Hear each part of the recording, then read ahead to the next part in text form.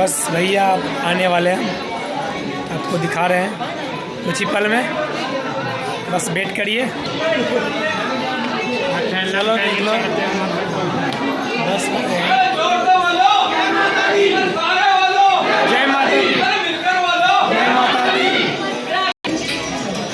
चलो हम दिखाते हैं। और मंदिर के बीच कैमरा ऑन करने के लिए नहीं बोल रहा, तो मैं तो वीडियो नहीं बना सकते हैं।